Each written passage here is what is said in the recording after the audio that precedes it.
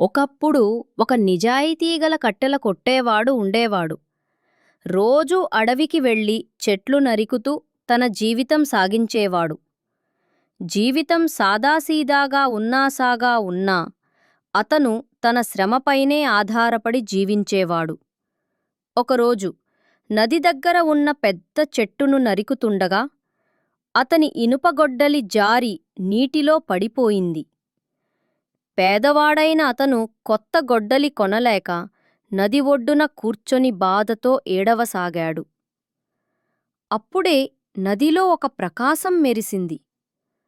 అందులోంచి నదిదేవత ప్రత్యక్షమై, "బిడ్డా, ఎందుకిలా ఏడుస్తున్నావు?"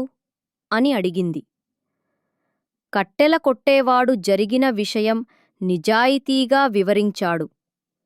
దేవత చిరునవ్వుతో నీటిలోకి మునిగి ముందుగా ఒక బంగారు గొడ్డలి తీసుకొచ్చింది. "ఇది నీ గొడ్డలినా?" అని అడిగింది.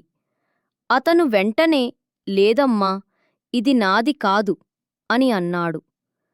దేవత మళ్లీ నీటిలోకి వెళ్ళి ఈసారి ఒక వెండి గొడ్డలి తీసుకొచ్చింది. "ఇది నీదా?" అని అడిగింది.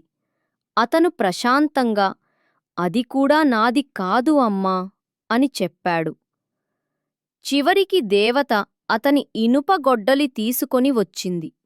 అతను ఆనందంతో, "అవును అమ్మా, ఇదే నా గొడ్డలి" అని చెప్పాడు. అతని నిజాయితీ చూసి దేవత సంతోషించి, "నీ మంచితనానికి బహుమానంగా ఇవన్నీ నీకే" అని చెప్పి బంగారు, వెండి, ఇనుప 3 గొడ్డళ్లన్నీ అతనికి ఇచ్చింది.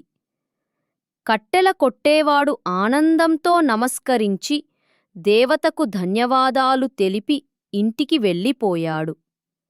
నీతి: నిజాయితీ ఉన్నవారికి చివరికి మంచి ఫలితాలే లభిస్తాయి.